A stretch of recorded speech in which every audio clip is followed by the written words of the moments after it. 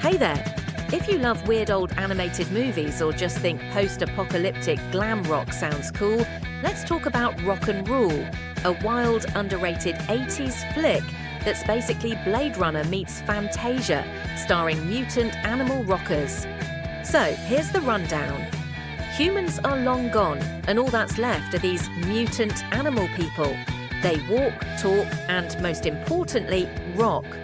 Music in this world has crazy power.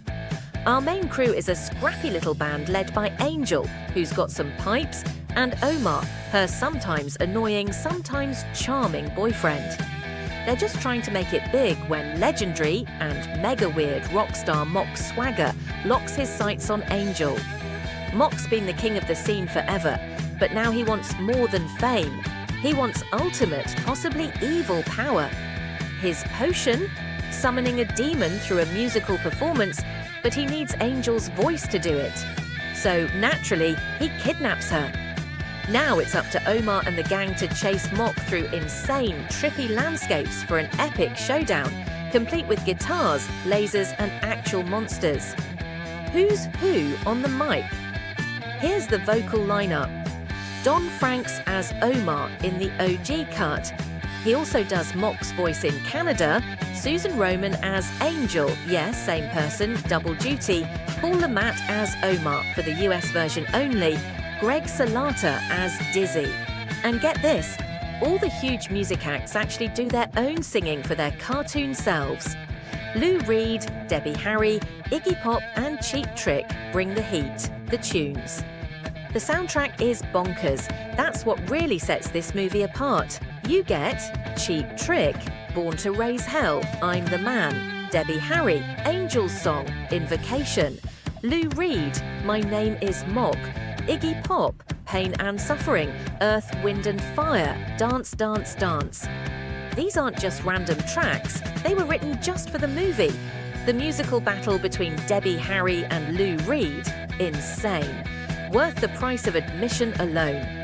Behind-the-scenes drama Nelvana, the Canadian animation studio, wanted to make something cool for grown-ups, not just Saturday morning cartoons. So they went all in, 5 years of work, hand-painted backgrounds, wild lighting, and massive technical risks.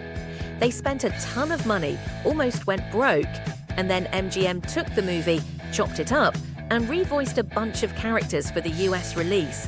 Yep, that old "we don't get it, let's change it" move. So now there are two versions. The darker, more surreal Canadian cut, a lighter, edited for America version with some changed voices and scenes, flop or cult classic. Spoiler, both. When it dropped in 1983, MGM barely put it in theatres. Critics were confused. Too weird for kids? Too cartoony for grown-ups? It tanked hard, almost killed Nelvana, but they eventually bounced back doing stuff like Ewoks, Droids, and the Care Bears movie. But wait, it got famous anyway. Rock and Rule found its people thanks to late-night cable TV, traded bootleg tapes in the 90s, and finally got a proper DVD restoration in 2005, both movie cuts, commentary, and a bunch of behind-the-scenes goodies. Now it's a legit cult hit with animation nerds and rock fans alike. It looks as wild as it sounds. Visually, it's pure 80s fever dream. Neon cities, surreal concert sequences, and gorgeous painted backdrops. There's even fancy rotoscoping for all those dance moves and guitar solos.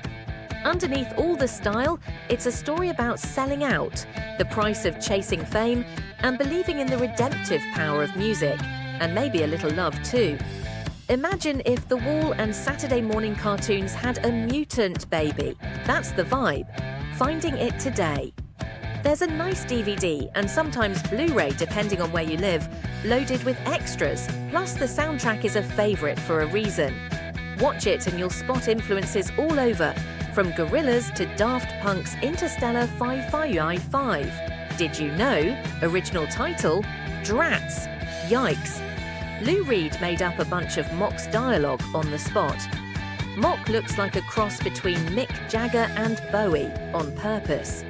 Debbie Harry and Cheap Trick never even saw the finished movie until years later. The big demon scene used some ancient Disney camera tricks from the Bambi era. Like this kind of deep dive?